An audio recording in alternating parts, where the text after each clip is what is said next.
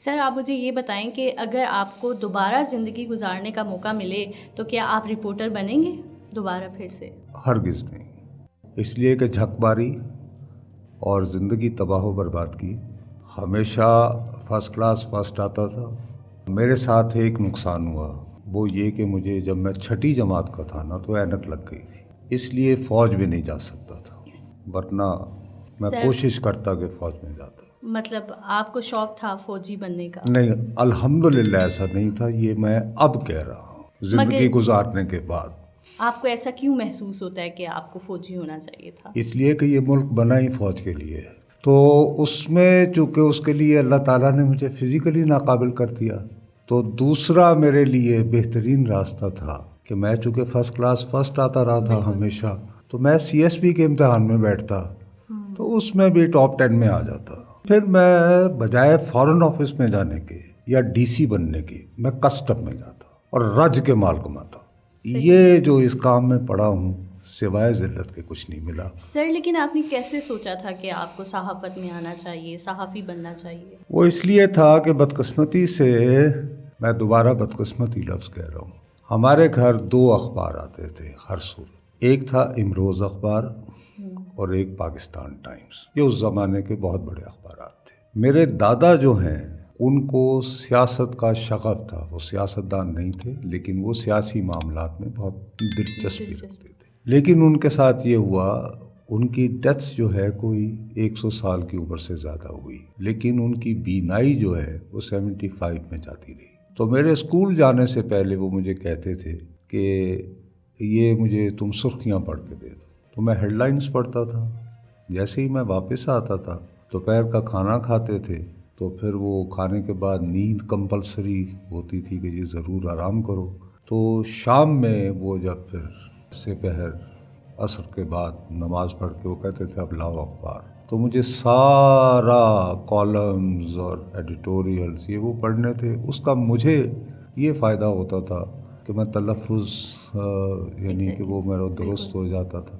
اس میں ایسے مجھے لگا کہ یار یہ تو کوئی بڑی اچھی چیز ہے کہ میرا دادا جو ہے اتنا ریلیجیسلی موصوف مجھ سے سنتے ہیں، تو شاید یہ کوئی اچھی چیز ہوگی تو مجھے بھی ہونا چاہیے۔ تو یہ میری بدقسمتی ہوئی، اس وجہ سے میں اس طرف راغب ہوا۔ سر جیسے آپ نے بولا کہ آپ کے دادا کی وجہ سے جو ہے نا آپ کا انٹرسٹ ڈیولپ ہوا تھا، تو جب اس وقت دادا کی وجہ سے نہیں، ان کی بینائی رہنے کی وجہ سے، اگر وہ خود پڑھ رہے ہوتے تو شاید میں اس بدقسمتی سے نہ گزرتا۔ صحیح، لیکن جب اس وقت جب آپ چھوٹے تھے اور آپ وہ سرخیاں پڑھتے تھے تو کیا آپ کا انٹرسٹ اس وقت ہی ڈیولپ ہو گیا تھا یا آپ کو ٹائم لگا تھا؟ اس نہیں، وقت لگا تھا، ظاہر ہے کہ بھائی وہ یہ چونکہ کافی عرصہ زندہ رہے نا، تو میں یہ تقریباً میٹرک تک یہ کرتا رہا۔ اس کے علاوہ یہ ہوتا تھا کہ ہم اندرون شہر کے ہیں لاہور کے، تو موچی دروازہ ہوتا تھا تو وہاں جلسے ہوا کرتے تھے، تو اس زمانے میں جلسے اتنے پھوں پھاں والے نہیں ہوتے تھے جیسے آج کل ہوتے ہیں، جس میں ڈی جی بھی ہوتا ہے اور ڈی جے بھی ہوتا ہے اور فلاں فلاں فلاں۔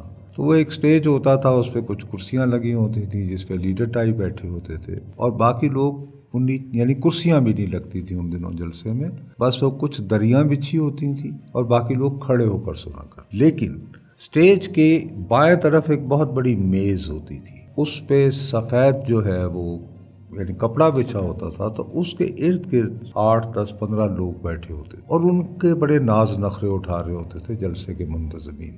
تو وہ مجھے پتا چلا کہ جی یہ رپورٹر ہوتے ہیں، اور اکثر تقریر کرتے ہوئے مقرر یہ بھی کہتے تھے ہاں مجھے پتا ہے تم یہ چھاپ نہیں سکو گے لیکن میں یہ کہہ رہا ہوں، تو وہ ہنستے تھے یہ وہ، لیکن میں دیکھتا تھا کہ یار ان کی بڑی یعنی کہ خدمت ہوتی ہے۔ تو اس سے مجھے یہ ہوا کہ یار ایک تو اخبار مزے کی چیز ہے، دوسرا اخبار کے لیے لکھنے والوں کا یار اتنا وہ یعنی لوگ ناز نخرے اٹھاتے ہیں، تو وہ اور بگڑ گیا معاملہ۔ تو سر اس وقت تو بڑے ناز نخرے اٹھائے جاتے تھے، مگر اب جو دور ہے اس وقت جو ہے رپورٹر کو کچھ خاص سمجھا نہیں جاتا۔ نہیں، آج کل تو انہیں بڑے یعنی پیسے ویسے دیے جاتے ہیں اچھے نہیں سر، کہاں دیے جاتے ہیں، رپورٹر کی تو کوئی سبحان ویلیو اللہ، ہی اب نہیں ہے۔ تو لوگوں کے پاس جو ہے وہ تو بڑے شوق سے صحافی بتاتے ہیں کہ یہ میرا اتنا بڑا فارم ہاؤس ہے، کیا بات کر رہی ہیں سر یہ کون سے یہ کون سی باتیں کر رہی ہیں آپ، مگر سر خدا یہ کے کون لیے سے نہ کرو۔ صحافی ہیں؟ یہ کون سے ارے صحافی ہیں؟ نام کیا لینے، لیکن اس وقت جو ہے یعنی ماشاءاللہ اللہ کے فضل و کرم سے ہمیں تو بھائی کبھی عید کے عید تنخواہ ملتی تھی، لیکن آج کل تنخواہ ملے نہ ملے ریاست اکثر مہربان ہو جاتی ہے ہاں وہ لوگ یعنی مشکل میں رہتے ہیں جو ذرا تھوڑی سی حق گوئی وغیرہ کرنا چاہتے ہیں. سر ریاست بھی تو کچھ چند ایک مخصوص جو صحافی یا رپورٹرز ہوتے ہیں انہی پہ تھوڑا وہ ہوتے ہیں کہ تو وہ لوگ اچھا کرتے ہیں جو اپنے فارم ہاؤس بناتے ہیں اور صحافت نہیں کرتے. میں دوبارہ سر مگر آپ ایسا کیوں سمجھتے ہیں؟ میں کیونکہ یہ سمجھتا صحافی ہوں کو کہ تو بھائی ان بائسڈ ہونا چاہیے. اور یہ ان بائسڈ نام کی نان سینس جو ہے یہ کہیں بھی نہیں ہوتی. مولانا ظفر علی خان ان بائسڈ تھے, وہ ملک کو آزاد کرانا چاہتے تھے. مولانا محمد علی جوہر ان بائسڈ تھے. سر آپ نہیں, کون سا ان بائسڈ تھا؟ سر آپ حمید نظامی ان بائسڈ تھے. بالکل آپ کی بات بالکل درست ہے, لیکن میرا یہاں پہ یہ سوال ہے کہ جو میڈیا اسٹڈیز کے اسٹوڈنٹس ہوتے ہیں, ہم جیسے جو نیو آئے ہوتے ہیں, ان کو پورے 4 سال یا 2 سال کا جو بھی کورس ہوتا ہے اس میں چند ایک باتیں ہوتی ہیں جو ریپیٹ ہو رہی ہوتی ہیں, اور اس میں ان بائسنس, صحافی کو جو ہے ان بائسڈ ہونا چاہیے بالکل کسی کے. ارے ہمارے بچپن میں ایک گانا بہت مشہور تھا انگریزی کا, a teacher leaves the kid alone. تو جو پڑھایا جاتا ہے وہ سب نانسنس ہوتا ہے, اس کا عملی زندگی سے کوئی تعلق نہیں. تو سر جب آپ کے زمانے میں اگر آپ نے کیا آپ نے صحافت کی ڈگری حاصل کی؟ الحمدللہ میں نے اس سے بالکل پرہیز کیا. میں نے ماسٹرز کیا تھا فلسفی میں, تو میں نے یعنی صحافت پڑھی نہیں ہے. اور اکثر مجھے اپنے کیریئر میں جب کوئی مقام بنا تو مجھے نوکریاں دینے کی بھی یعنی وہ ابھی رہی پوزیشن. اور میں آپ کو بتاؤں سب سے نالائق جن کی درخواستیں میں پھینکتا رہا ہوں, انہوں نے ماسٹرز جو ہے میس کمیونیکیشن میں کیا ہوتا تھا. لیکن سر یہ بدقسمتی ہے, بٹ اٹس اے ریالٹی. کیونکہ ہمارا ایجوکیشن سسٹم ایسا ہے جس میں جو ہے چند ایک کورس ہوتا ہے, مطلب اسپیسیفک کورس ہوتا ہے. آپ نمل سے ہیں؟ ایگزیکٹلی میں نمل سے ہوں. اب میں آپ کو ایک بات جی جی میں عرض یہ کرنا چاہ رہا ہوں کہ ضیاء شاہد صاحب ہمارے ایک بڑا نام رہے ہیں. ان کا خبریں اخبار ہوتا تھا, تو ان کے بیٹے تھے مرحوم بیچارے عدنان شاہد صاحب. انہوں نے کہا جی میں انگریزی اخبار اسی صورت نکالوں گا, آپ جوائن کریں ایز ایڈیٹر. تو میں نے کہا یار ایسا کریں کہ یہ پاس ہی نمل ہے.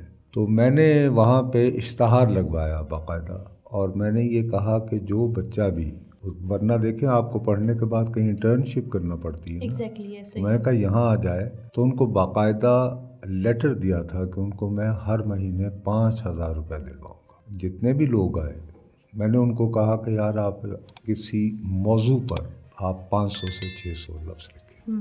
ٹھیک, آپ کو پتہ ہے 90% نے کیا لکھا؟ کیا؟ کہ انڈین فلمیں ہمارا معاشرہ کیسے خراب کر رہی ہیں. وجہ یہ تھی کہ اس ڈپارٹمنٹ کے ہیڈ تھے جناب سولت صاحب, جو آپ کو پتہ ہے کہاں سے آئے تھے, جو میں بننا چاہتا تھا. ٹھیک ہے نا, تو ہمیں بس یہی پتہ ہے. سر اگر آپ وہاں سے آئے ہوتے تو کیا پتا آپ بھی وہاں پہ. ہاں انشاءاللہ میں بھی ایسی حماقت پھیلا رہا ہوتا. یقیناً مجھے کوئی اعتبار نہیں. ٹھیک, اوکے.